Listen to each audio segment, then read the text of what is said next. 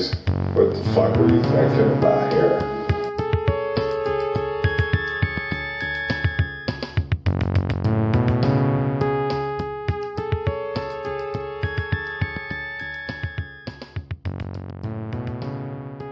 Just been revoked. All right, hello, welcome again to Waxing the Porpoise. This was episode 17, where we're covering the disappearance and reappearance of two gentlemen named Danny Philippidis and Stephen Kubacki. You're joined this evening by myself, Jim G-Baby, and as usual, the usual suspect, Steve. How you doing, friend? Sup, G? Good, man. How are you? I'm doing all right. I feel like we've done this once before. Yeah, so we're here talking about changing it up a little bit, going back to an unexplained high strangeness kind of case instead of a movie. But before we do, I wanted to get into right away tackle a few housekeeping notes, one of which is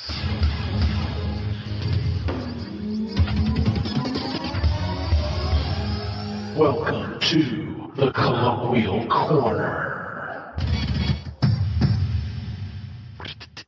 The Colloquial Sick. Corner. So this one is not really a turn of phrase or an idiom, but or saying, but this is one we just last week we had dinner at the local Noodles & Co. Are you familiar with Noodles & Co.? Yes. I've never had the pleasure, but I've seen the sign. It's actually super bomb, like really, really good. If you're in a pinch, you want to try something new, like the helpings are grade A. It's not too pricey for how much you get. You're for sure having leftovers, but What kind of food do they have? It's like, so It was a joke. like weird, like Noodles. Thai bowls. They have like obviously Italian, like you can get a whole like Italian family platter, and they have like penne with this like spicy red sauce, pesto. They got a bunch of shit, but then they have like beef stroganoff. They have like big veggie bowls, salads and stuff. So, but one thing that I saw on the menu that that I really got a kick out of was, like how the rage is to do like the veggie, like spiral noodles, so zoodles. Yeah. So they call them zoodles there, and then I guess they added one with cauliflower. So there's this big heading that says zoodles and caulifloodles. Oh, God.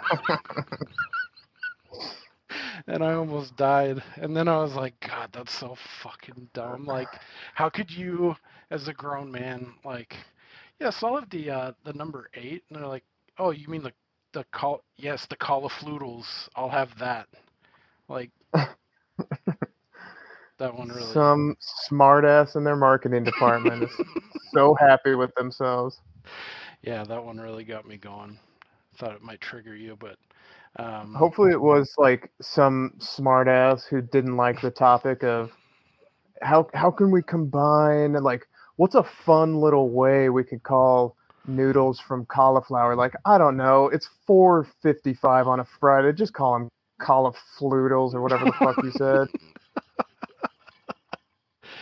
Zoodles and caulifloodles. I mean, I can't really knock it. I've tried the zoodles. I finished like my wife's plate that she didn't finish, and they were pretty bomb. So, anywho, shout out to use your noodle. Yeah, shout out to Noodles & Co. We're open for a sponsorship. Their beef stroganoff is bomba. Beef stroganoff? Yeah, too bad we didn't have Dick on for that segment. We're getting a little loose with the language. Okay, so yeah, that's it. That's our brief colloquial corner for this week. So getting right into our main topic of these two disappeared folks. 50,000 no get elephant in bed. 50,000 get you bow tie. Bow tie! we'll talk about Phillipidis first, because that one's a little bit more clear cut, and whereas the Stephen Kubacki one is a lot weirder, and there's a lot more layers there. So, and this is probably my favorite part about this guy. His name, I'm assuming he's Greek. He's a Canadian firefighter from Toronto. His name is Konstantinos Danny Philippidis. He disappeared on the 7th of February 2018. He, like I said, he's a firefighter, so him and some off-duty and alumni from their fire department, they go on a yearly ski trip to Whiteface Mountain in Wilmington, New York, upstate New York. He is a married father of two. He was considered to be an intermediate skier, so he wasn't just he wasn't just sticking to the bunny slopes. He knew his way around the mountain. So late afternoon that day, he told his guys, like, hey, I want to go get my camera out of my car, and I want to go up one last run before, everyone else, they had planned on meeting up at the lodge. So like, oh, okay, cool. That wasn't anything out of character for him. And then, so he goes back up on his run, and about an hour and a half later, around 4 p.m., he's still not back. The ski lifts all start closing for the day, and Mr. Philippidis is nowhere to be found. So his friends acted pretty quickly. They only waited about 30 minutes, knowing, this is definitely out of character, that he's not here. And so search efforts began almost immediately. So what ended up happening, just like in a nutshell, he was found 6 days later, over 2,000 miles away in Sacramento, California. He was found alone, still wearing his snow pants, jacket, and his goggles and ski helmet when police officers responded to his call from just outside California's capital, Sacramento. It still remains a mystery. There's a lot of gaps in his time in those 6 days. The president of the Toronto Professional Firefighters Association, Frank Ramagnano, added in his interview that Philippidis seemed confused and clearly needed medical help. Can you imagine if they were just like trying to fill out his paperwork, and he's like, oh yeah, my name is Danny Philippidis or whatever, and they're like, okay, well, is that your legal name, or is that short for Daniel, or do you go by Dan? He's like, well, no, it's short for Constantine or Constantino. Like, oh god, this guy is fucked in the head. That reminds me, I don't know if you've heard of Nate Bargatze, but he has a funny story. I was just thinking that. Yeah, because he goes by Nate. Because he's like my yeah. Well, I thought he said like his legal name is Nathan. No, his real name is Nathaniel, but his driver's license said Nathan, but he goes by Nate. And the guy at the airport was like, "Ooh, that's going to be a problem." Yeah. Yeah. Anybody that doesn't know who he is, check out Nate Bargatze on YouTube. He's got a funny clip about his incident with trying to get on a plane. But yeah, I mean, that could have caused him issues too, like throughout his journey, but somehow he was still able to get a phone and pull out cash against his credit card and a bunch of other weird things. But anyway, just to tie this synopsis up, so they were able to verify, American authorities, that they were in possession of his passport, and it was unlikely he flew to California. Officials say that there were over 140 people who spent a combined 7,000 hours searching the rugged mountain terrain, calling in helicopters and search dogs to assist.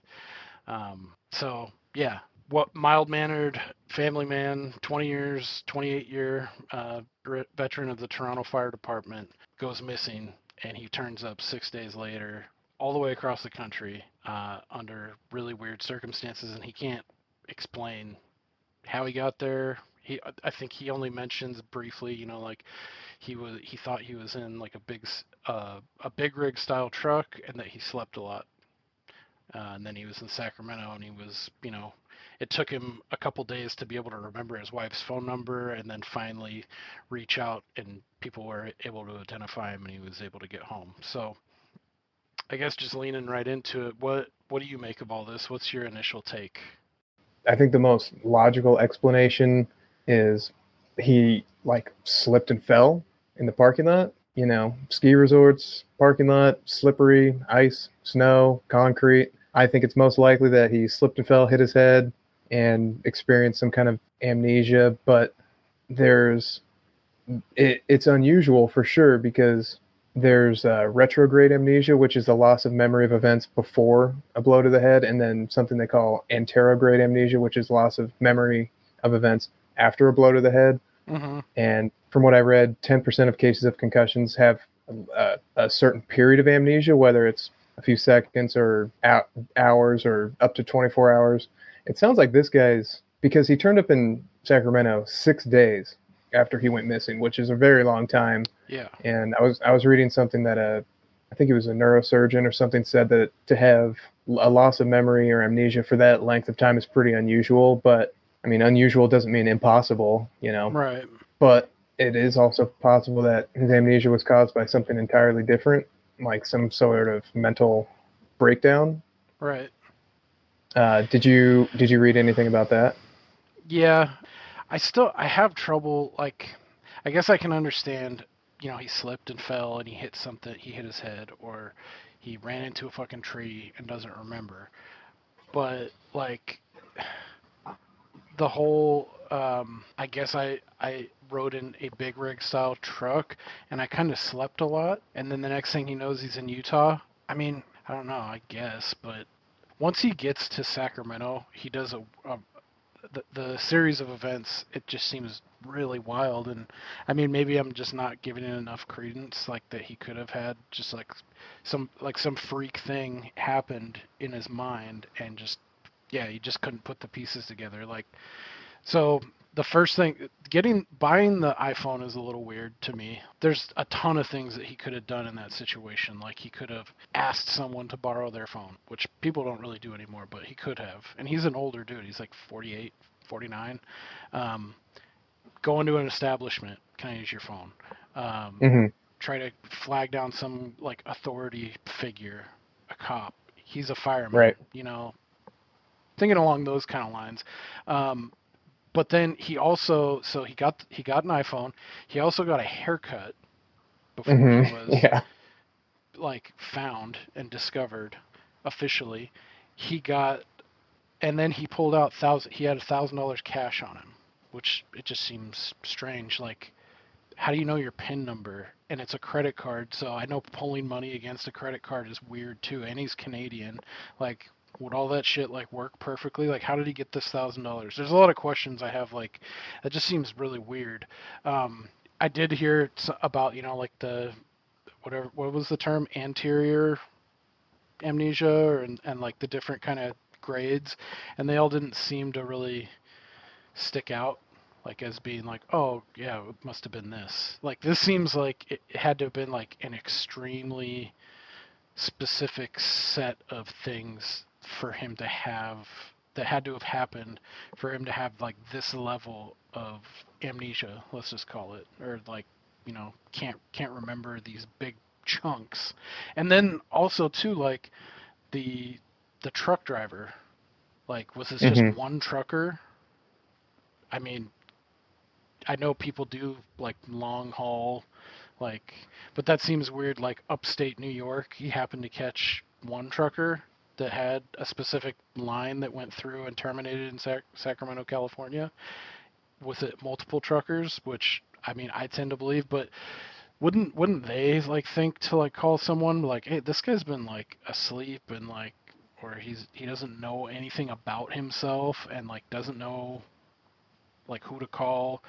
I feel like one of the truckers would have thought at like one of the like dozens of pit stops between New York and California that they maybe would have thought to like reach out, or just be like, hey, I picked up this dude, he's missing, we're headed here. Just heads up, maybe I'll check back with you when we hit Utah or Nevada or something, like that. It seems like super weird to me, like that.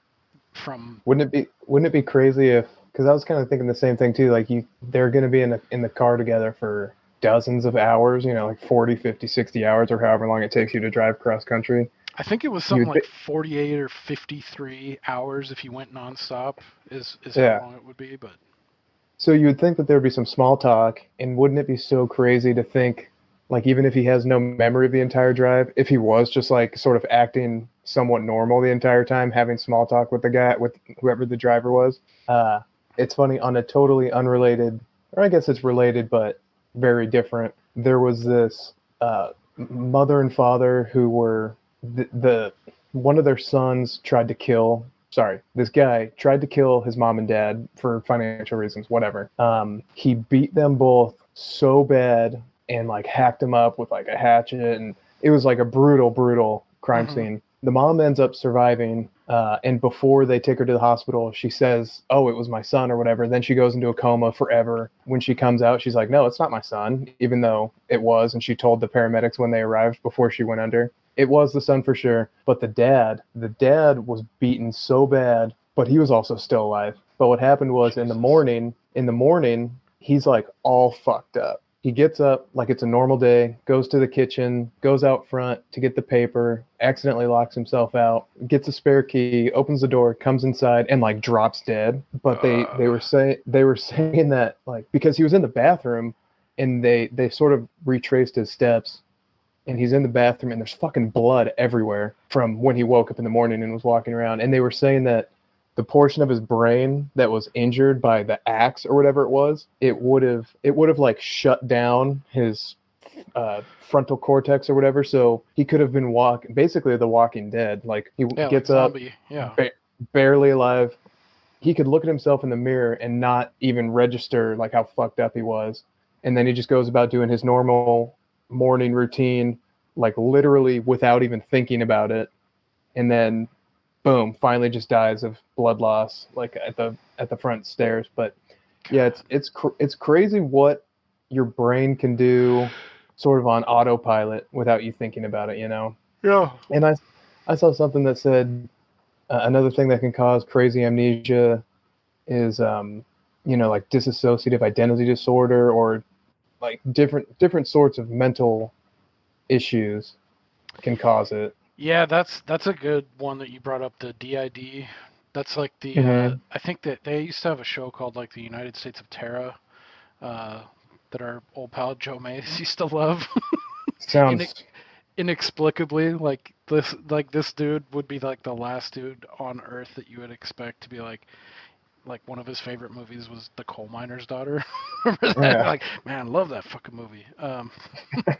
Yeah, he was telling me about that, and I looked it up, and it's like, yeah, like people, I think you've probably seen this somewhere on TV. It's like those people that have like 5 identities or 7 or 12, and they slip in, and it seems believable. Like either it's just a huge cry for help, and they're really good at doing that, but it just seems so hard. Like they've compartmentalized like complete identities, and like and when they slip into them, they're completely unaware of any of the other ones that they carry, including like the original. That shit is weird because I mean that's not just some like fly by night thing. That's documented, and like so who knows, like if it's like this is like some weird like chimera of that, like a little sprinkling of that, maybe bump on the head, some like weird amnesia, and like yeah, who knows, like the brain's like such a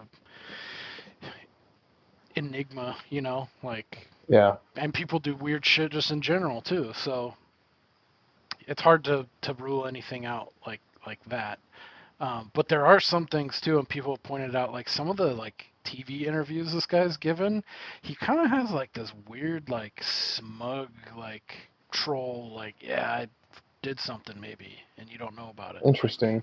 I don't know, that's just an impression I got. I've seen some other people too say like, yeah, he has like a weird smirk. Like someone too, they were like he's flashing that duping smile right at the beginning, like he's getting away with something. Chris Watts did the same thing while begging for his wife and child's safe return in front of TV cameras, knowing full well he murdered them. Yeah, fuck that guy. That guy is a sick fuck. Yeah. You sick sack of swill. But I don't know. That I get a weird vibe off the guy. Like so, but he was missing for such a short amount of time. Because the other guy we're going to talk about, I think there's a lot more room for speculation on motive, maybe. But this guy, it's like what did he have to gain? Like, what was he trying to do? You know, it seems more likely that it kind of is what it appears to be, in my opinion. What caused it? Who knows? Is there some underlying issue? Who knows? But the other guy, I definitely just got like a weird like whiff of things might not be Yeah. as simple as they seem. Yeah, I agree. And it was the reverse for me, like to begin with. Like the Danny Philippidis one, it screamed like something crazy must be going on because you hear, New York, like upstate New York, all the way to Sacramento, California, of all places, 2,000 miles in 6 days, and there's no explanation. Like to me, that one like jumped out. When you really look at it, yeah, this one is more clear cut, I guess, of the two, but there still is some weird stuff going on about the Philippidis because, like you said, what does he have to gain? I've heard some people speculate too that maybe he was thinking about, maybe there was another woman and he was trying to do something weird to make it, because he was a family man. He had like 2 kids. He had a wife. He Mm-hmm. had this, reputation at the fire department. All those close ties. Maybe he had to do something so weird and outlandish to like ghost himself, like above and beyond like a normal person who just wants to like disappear, I guess. But I just some keep people were, coming back to the 6 days thing because there was a famous case recently in the Northern California area. Do you remember hearing about this woman, Sherry Papini? vaguely. It was kind of a big deal a couple of years ago, and it actually made national news because she was like a pretty lady, so people gave a shit. She went missing. There was like a manhunt for her, whatever. A few weeks later, she shows up, 100 miles or 200 miles away, chained up, branded, her hair's cut, Oh yeah, yeah, I and did hear about this. Yes. and she's like, they let me go. And at the time, it's like, why would they let you go if they took you to be trafficked? Yeah. Why would they? They didn't ask for a ransom. They just decided to dump you. Anyway, like 2 years later, they finally finished the investigation, and she had just absconded to go like reunite with an ex-boyfriend. And then after a few weeks, she was probably like, I really got to get back, whether it was because she missed her husband, missed her kids, or like her profile had become so large, she was like, I'm not going to be able to get away with this for long, so I just need to Do something figure a way super out. So, wild. Yeah, that makes me look like the yeah. ultimate victim and like, yeah. So if it was like a regret thing, like, oh shit, I didn't really think this through. I don't know. I just don't feel like 6 days would be long enough, but maybe not. Maybe something happened in that truck. Yeah, that's the other thing. Like, that's another possibility. It's like, what if he did bump his head and then, like, A trucker molested him. well, not to go there, but maybe that did happen too. But maybe it was like a crime of opportunity. A trucker like saw this dude, like picked him up and like kept him drugged, did some weird shit to him, maybe diddled him. Or what if he was totally like conscious and decided to fake his own disappearance, started hitchhiking, and some trucker like bonks him over the head? Oh yeah, dude, that could have happened too. Just like some opportunistic like fucking freak was like, yeah, I'm gonna make you my new gimp or something. Yeah. And then shit got sideways in Utah. I don't know. Yeah, there's a lot of weird stuff there.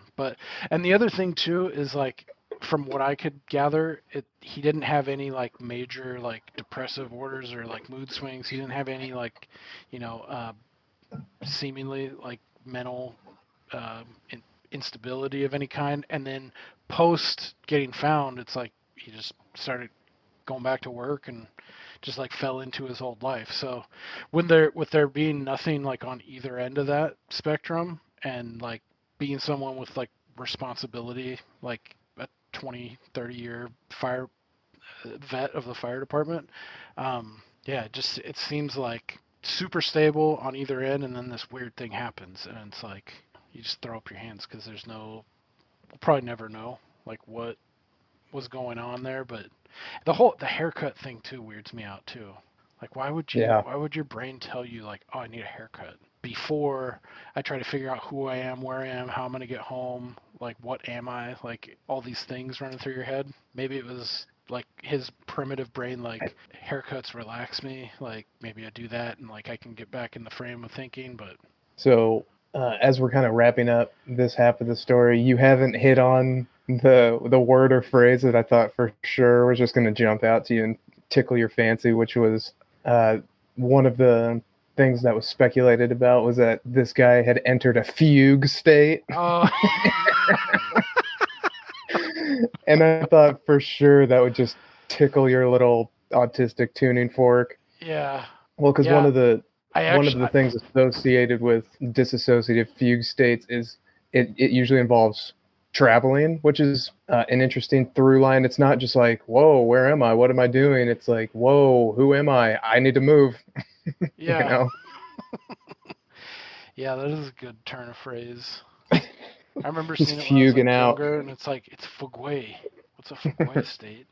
Yeah, that one, once I dug into it, I was like, I don't want to say disappointed because it sucks when anyone goes missing or something fucked up happens to them, but I thought this was going to have a little more intrigue. I mean, it's still really interesting to think that at any time, because it's totally reasonable to think that he just hit his head and it jumbled him loose and he just went on the run. Like, how crazy would that be? Just at any time you hit your head and yeah, you just disconnect from reality. And thank God he didn't just walk into the woods or something to just go die. Yeah. Yeah, it reminds me of blacking out from alcohol, and Yeah. sometimes when people discuss oh yeah, you were doing this and you're talking to that person, I remember the couple times that I have in my life, I went on for hours to chat people up and operate like a normal human, and it's a weird feeling to know that, but you have zero recollection of it, and Yeah. it's like somebody else jumped into your body ghost style, and Yeah. it's a weird So feeling. I think we should move over to the second story. Yes. But I will tease or preview one of these episodes. We'll have to talk about. I had a brief bout with sleepwalking, which was Ooh. fucking weird. It was just temporary, but we can get more into that in a future episode because it was super weird. But yeah, sleepwalking in general is super weird, and it's scary because you always hear never wake them up. See somebody sleepwalking, don't wake them up. And I was I think it was my mom that tried to scare me. I was staying with some cousins, and one of them would sleepwalk every now and again, and she was like, "Don't ever wake them up. Don't do it, or they'll die. They'll die of fright." It was what? something crazy can happen. I don't know if she actually believed that or just didn't want me to wake that, because my first thing would be oh hey, everything's cool. You're right here. Hey, wake up. Yeah. I guess you aren't supposed to do that. I know it can it can fuck with somebody, it can send them into shock. I don't know if it I think it was an old wives' tale. She was just trying to inhibit that gut reaction to want to wake someone up. Yeah. I can only imagine being the sleepwalker and in this dream world, and you're actually physically moving, and then someone just jump cut wakes you up and and you're up. That would be pretty disorienting, I'm sure. But yeah, or if you're still out and you start fighting back violently but with no memory or consciousness of doing that, that's got to be scary too. You wake up and you're just standing over a bloody significant other, oh god. Dude, yeah. You're in your nightmare and you think the attacker is in your dream when it's someone trying to help you, and you're just bludgeoning them. Fuck that. Did you also, not to bear down too hard on this, but did you also have night terrors associated with that? No. Okay. No. All right. Anywho, Stephen Kubacki. Yes. Is the second person we're going to talk about, and this one happened. This is not as recent. This is, I think, it was February 20th, 1978, and geographically we're in the state of Michigan. This I've seen this mentioned on a Missing 411. Our old pal David Phillipidis has covered this. I think he also covered Phillipidis too, which is how I heard about it. But and then also where Stephen Kubacki went missing also does fall into that Lake Michigan triangle that we touched on briefly in the corn. Does it though? I'm pretty sure it's within that range. People it's close. Have discussed it. It's close, but I think it's outside. I think just by a scotch. I mean, I don't throw. That's all I'll say about the Lake Michigan Triangle, but Maybe the triangle's bigger than we thought. could be. I mean, Because it's not super Colinfinity. far out. But yeah, I was looking at it on a map, like, it's technically it's outside, but maybe Ipso we've been drawing facto. the lines wrong. Yeah. I'm your boss. Yeah. But yeah, so besides that, this dude was he's actually originally from Massachusetts, and he was a really good student, real sharp, big aptitude. So he got a scholarship to go to college out of state in Michigan at Hope College, which is a Christian, or is that the denomination, or just a religious school? I don't know. I guess he was pretty devout throughout his life too. Like he just went to church, regularly. He was a believer in the good news. So that's where our story starts. Is in 1978. I think he was a junior, senior. He was like nine or 12 units away from graduating. He wasn't with a group of friends, but he was a known. He was big into cross country skiing. Which, are you familiar with that at all? Just the fucking. The concept? Yeah. Yes, I'm Okay. familiar. Okay. So yeah, he liked to do that, and I can't remember. Did he tell people like, yeah, I'm gonna go? Or yeah, he did. He told a couple of his buddies, his roommates, he's gonna be out for a day or two, potentially going on one of his, backpacking cross country ski trips. And this is, what was it, Saugatuck?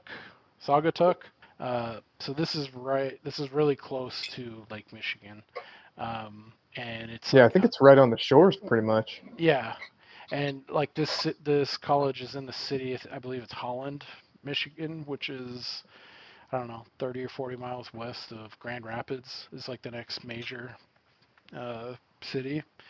But so yeah, he went.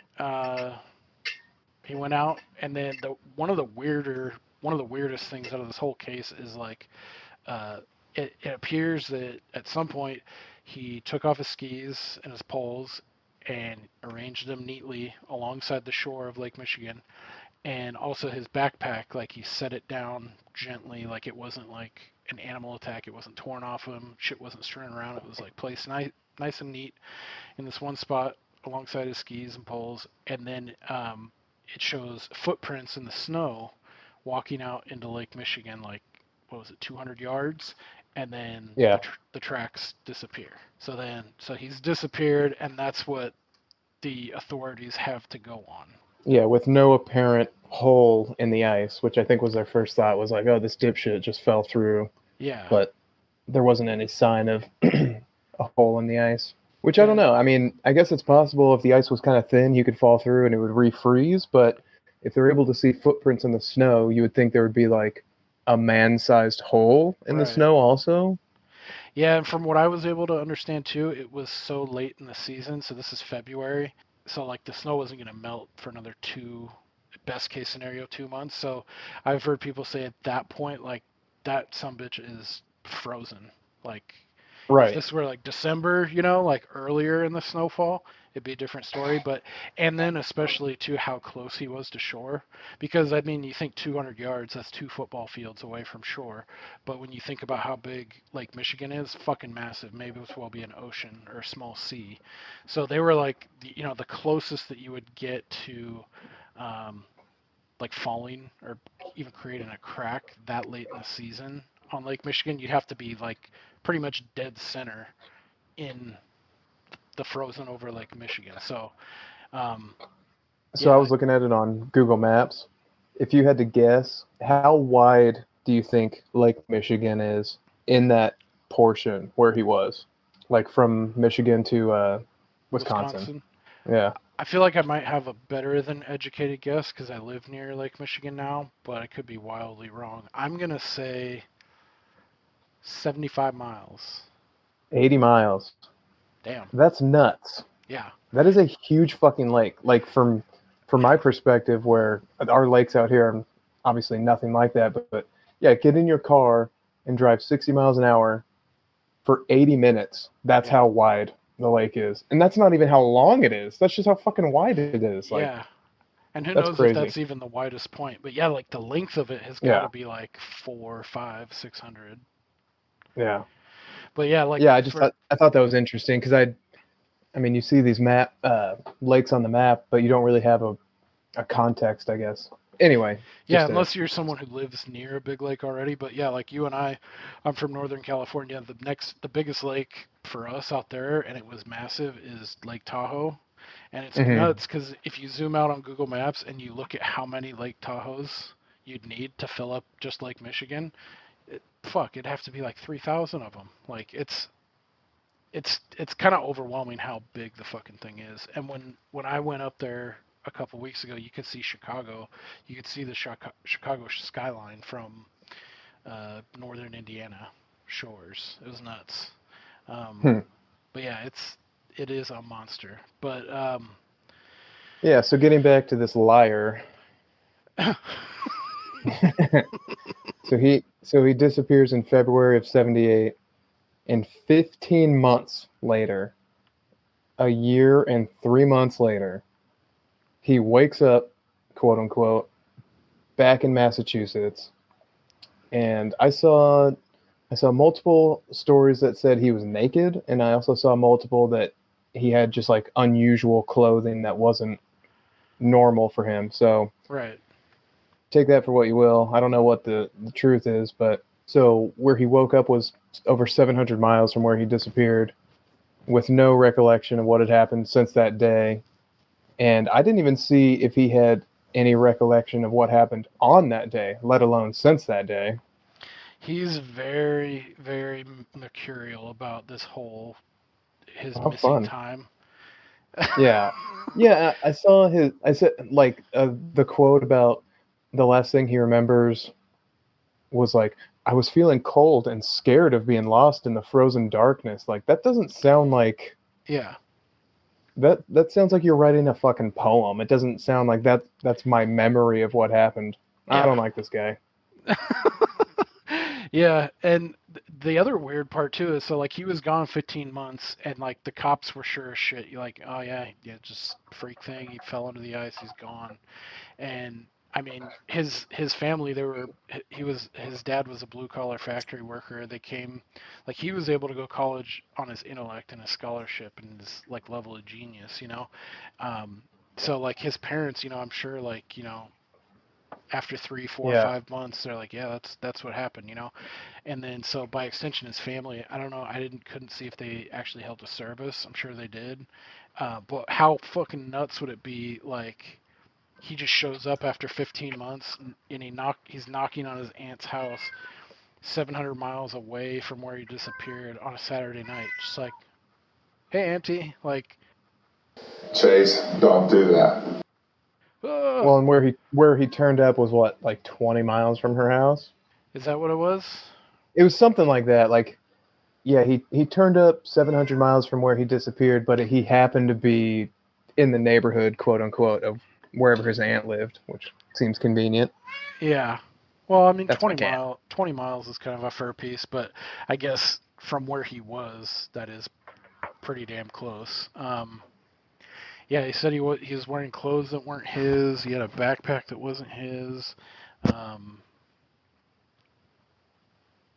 He said he found some maps, and then so it was assumed that maybe he just like hitchhiked and he was just trying to get home, and it took him that long. That's some of the initial reports, but what do you say? The only thing I can think of is what mountain climbers suffer from when mountain climbers suffer from loss of body heat and exhaustion. The combination can result in a temporary loss of memory. I have some really vague feelings. I have some running shoes. I feel like I've done a lot of running. I also have a marathon T-shirt from Wisconsin. I don't know how I got it. So yeah, this one definitely seems a little more like dubious. Partly because of his behavior. He seems like really cagey, and people are like, "What? Well, can you tell us? We want to hear your story." And he's like, "I'm not really interested." And they were like, "Well, you should go like talk to a doctor or a psychologist or something to try to maybe help you unpack these memories you may have but not realize. He's like, no, I'm okay. That's okay. Yeah, Like, and I why? think Why would you not? he even made a point, like, proactively to say, I will not meet with a psychiatrist or psychologist or even entertain the possibility of, like, what is that, repressive Like memory, like the hypnosis or something? yeah, like he Well, was like he was surgical about, like, I will not do that too, which that also, like, was like weird, like, why would you go out of your way to say I'm for sure not going to do that too? from what I read, his current profession is psychologist, right? Yeah, yeah, So dude. who would know better than, like, oh shit, I don't want to do this because it might open a can of worms I don't really want opened. Yeah, that whole part of his story too, like, that after being found is pretty crazy too, because, like, he finished, like, he just picked up right where he left off 15 months later with not much fanfare. Like, he just went back, he finished his 9 units at Hope College, got his BS in history, I believe, and German language. Um, and he then went on to, like, get his PhD and in psychology, and then he became a professor at um, two different schools. Now he's, like, yeah, he's got a PhD in psychiatry. That's his profession now. He's actually, like, I think he wrote a book too, and I've heard some people say they tried to read it, and it's just, like, ridiculously high level, like, academia, like, crazy shit. Bonkers. Yeah, Yeah. but yeah, a lot of people are saying, oh, disassociative fwag. Uh, he wrote a book. Let me pull it up real quick. Do you have that? I didn't write it down, but it sounded very, very, Yeah, I guess, dude. esoteric, like super, super narrow scope. Yeah. But did you see his Meta friend? meta mathematical foundations of existence, Gödel, quantum, God, and beyond. Yeah, no thanks. Well, I saw a friend of his wrote a biography for him, Yes, that but is. it's like unavailable anywhere. But the description is like, we're gonna get to the bottom of it. He answers the questions, and it gets into, like, his weird past, which kind of just even pushes you further in that direction of, like, oh, this guy's he's nuts. Like, Yeah. he's a nut bag. Yeah, because one of the interesting parts is, even though he was, like, a devout Christian his whole life, to backtrack a little bit, when he was in Hope College before he disappeared in 1978, he did a year or a semester abroad in Germany, because he was also his. Yeah, that shit. What is that? Oh, it's a cat. Dude, the last time we were recording, you were, like, doing that and, like, rubbing it on your face, so you're just licking it. Oh no, I'm just cleaning out. Yeah, because it's got, like, moisture on it.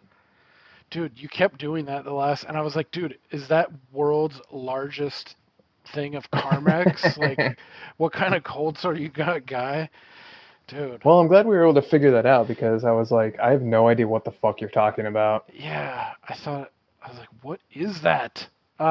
Sorry. So yeah, he spent a year abroad in Germany because he was minoring in the German language. And while he was in Germany, he had some kind of tryst with a gal there, I think, who was also a teacher or teacher's aide. But that was the first time he had dabbled in psychedelics. Uh-oh. Yeah.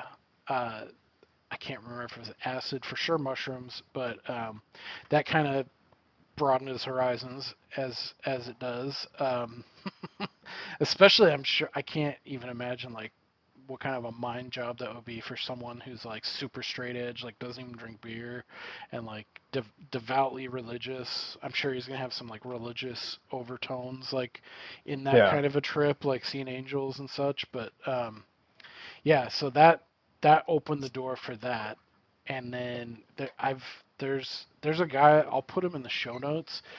I found him on YouTube. His channel is the Moonlit Ghost. I'll put him in the show notes, but he did a thing on Stephen Kubacki, and he goes down this fucking rabbit hole of like he makes a pretty compelling argument, even though it's largely speculative. But like he kind of pieces a couple of these like things together.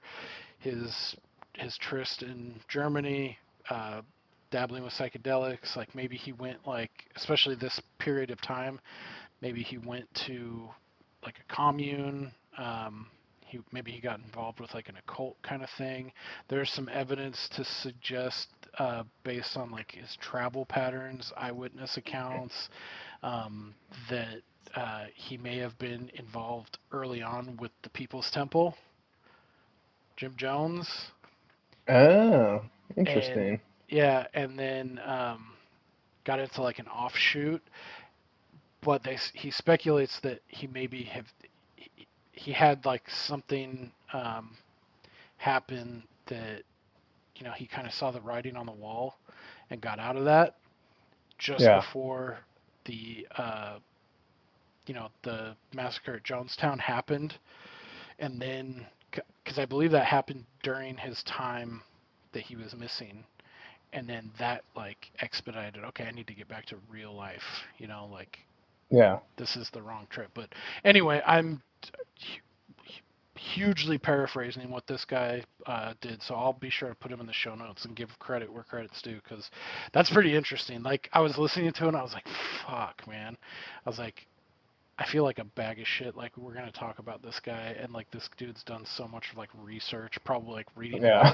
microfiche in fucking libraries and like calling newspapers. I was like, dude, I am not. I would like to like be at that level of like research and preparedness for these things, but it's just like I don't think that's gonna fucking happen. Yeah. But it adds a couple more layers to this disappearance, which are pretty intriguing. But sorry, I think we went on a huge tangent right there. No, I think you're right. Like, because this one just kind of smelled a little, not hoaxy, because it's not like he's trying to, pretend he was abducted by aliens or anything, but it is certainly suspicious. I think More so. one of the points I heard too that like would lend like to maybe he went on not so much like a drug fueled trip, but like he was trying to like find greater meaning, maybe after having his horizons broadened and coming from like a real strict like blue collar upbringing, and like he was expected to like do well because he had the aptitude, and like maybe he got into something that broke so hard from that like rigid, way of life that Yeah. he had to come up with something to kind of explain that away, or not look into his past when he's like trying to find himself, or Yeah. so some of that kind of like rings true. Like when I was hearing about that from this moonlit ghost dude, like yeah, I could totally see that. Like someone, I mean, he's really fucking smart. He's like smart as a whip. Like he's got all these accolades. I mean, you can be a crackpot, but I mean, you can't be an idiot crackpot and get a PhD in something, So he sounds like really Mm, eccentric. I think you can. You think? I mean, even if he was a senior in college, what was he, 23 at the time? So he'd obviously been there a couple extra years, and a full ride scholarship to Hope. Was it Hope College, Mm-hmm. Christian college in Michigan? It's not exactly the Harvard of the Midwest. That's true. Fair enough. You must have a goddamn IQ of 160. A lot of people go to school for 10 years. Yeah, they're called Yeah. doctors. Dude, I do that. There's the scene from Tommy Boy when one of my favorite parts where he's like looking at a map and he's like, "Well, how do we know how to get to there?" And he's like, "It's easy." He's like, "Okay, let's find where's Moron? Moron's here," and he points at his head and he's like, "So then Davenport's here." Like, so where'd we leave off with this guy? He's just a weirdo. Yeah, rediscovered. He's kind of moved on with his life. doesn't want to talk about it at all, which I think is strange. Yeah, I that's the mean, weirdest part. but then again, to give the devil his due, let's pretend he was abducted and went through some crazy shit. I wouldn't want to talk about it either. Yeah, that's true. Like, yeah, what if he got abducted and like, or maybe he was willing at first, like the Hmm. first week, and he got into like some cult shit in the 70s and was like just trapped, and some fucked up shit happened to him. Yeah, and you're, you know, I need to make something up or I need to create an elaborate cover. Yeah, I Yeah, just don't want to talk about it. the weirdest part is like, yeah, that I saw like he had like a co-writer, or he had someone at least that he trusted that he was divulging because he's writing his biography. I kept seeing that Hmm. it's not finished yet. Like, Oh, really? yeah, like he's still working on it, and it's like the answers will come. Like we'll get to the bottom of it, and like this and that, and yeah. Yeah. So I'm gonna be looking out for that because I'm really curious to see what they put out. Yeah, it's just weird. Like Yeah, he's I already tried written a looking for book. it, couldn't find it anywhere.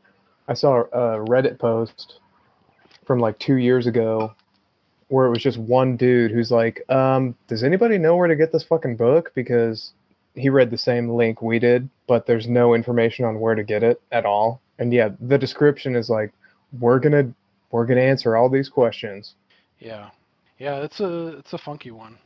That one, at first I thought like just like the time lag in between going missing and being found. Like I was like, oh man, that's gotta be like some like weird like high strangeness. Like he went through a portal, or because didn't he say too like something like he That's felt a like not, long time. didn't he say though like that he felt like not that much time had transpired. I think I saw that. I didn't see that quote. I think I saw that somewhere, and I was like, "Ooh, yeah." Like then I started thinking about like missing time, and like missing time is synonymous with like UFOs, and like weird shit happens to people's equilibrium and sense of time, and or they just straight up lose time, which could be covered by amnesia or these kinds of things that we're talking about in these weird cases. But Oh yeah, man, maybe he just fugued out. total fuger. Um, this one is like almost overwhelming, like how many like side things like that come out, especially if you go down one of these unresolved mysteries subreddits and read. Yeah. But I mean, thinking about the Philippidis too, maybe this is just an even more extreme. It could have been a more extreme instance of like some kind of head trauma or mixed This with. one this one seemed like a willful disappearance where the Papadakis or Danny Stamos or whatever his name was. Mr. That one Mr. Papa seems a little Giorgio. more, yeah, Mr. Papa Giorgio. That one seems a little more, I guess, on the level. Yeah, that's fair. Yeah, because this one he did have. There's a lot of threads that you could look at. Like, yeah, he wanted to, or he had the aptitude to like make something up super crazy to explain away, and like, yeah, Well, and how it's also the 70s. Like that had to be so much easier to disappear if you oh wanted to yeah, back then. without GPS and phones and yeah, totally. Well, what do you think? Think we should wrap this one? Yeah, I think so. There's not too much more to talk about. He went missing for a long ass time, and fuck, 100 different things could have happened to him. But it's just so Yeah. it still is weird that he's like so, even to this day he's like so, yeah, I'm not gonna talk about it, and he's like seemingly like a professional and has been for many years, and he seems like uh like a well-spoken normal dude that just like went on with his life, like Well, and specifically with his field, you would think he would be the first one to be like, "Yeah, let's try to figure out what happened and why, and let's analyze my brain and yeah. you know put me under hypnosis, put a thumb in my butt. Let's figure out what the hell happened." And Yeah, because I mean, yeah, being a psychiatrist, you want to attack things like scientifically. So let's attack it like looking at the actual structure of the brain, and like, and then get into like some deep regression therapy, or like examining, because that's what all that is about, is breaking down to like the fundamental level, and like how do we how do we get there? You know, like we started here and then breaking through every possible facet. But so I think that right there probably lends the most credence to like, yeah, there is something. He's hiding something. Yeah.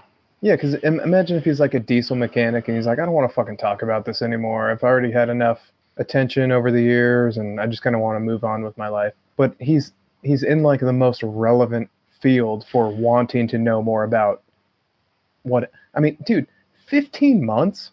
Yeah. That's insane. Yeah. That's like Gump fucking running cross country and back. Go!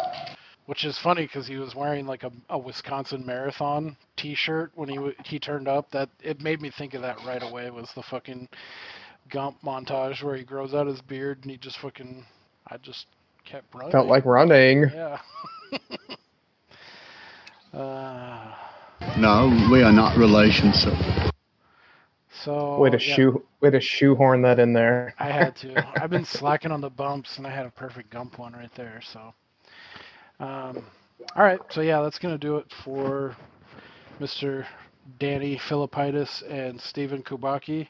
I'll add some stuff in the show notes because I think, I know that there's a lot more riveting accounts that are more fleshed out, but if it turns you on to some more of these kind of funky disappearances and like missing 411 stuff, it's pretty neat to get into, because some of these stories it's just like, fuck, like how did that happen? Like I want to know like the mechanics, and the more you get into them, like it's like it really just opens up more questions. So all right. Yeah, I seem to think that most bodies are discovered by hunters and most murders are committed by truckers. Yeah. That's where I come down. I mean, the truckers got a perfect cover, always on the move, highly populated stretches where they can, like lot lizards, like, yeah. Yeah, and I mean, they're probably asking for it, so.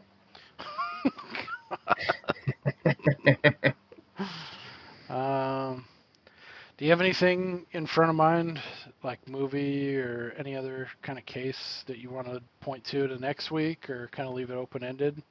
No, not really. I mean, we had talked about another missing person case that we could either do next week or we could save it for the future. Oh yeah, the Asha Degree. Yeah. Yeah, that one's. I haven't seen that one mentioned a lot, and when I saw it, it definitely piqued my interest because it sounded pretty wild. Yeah, I'm down to do that one. Yeah, let's do it.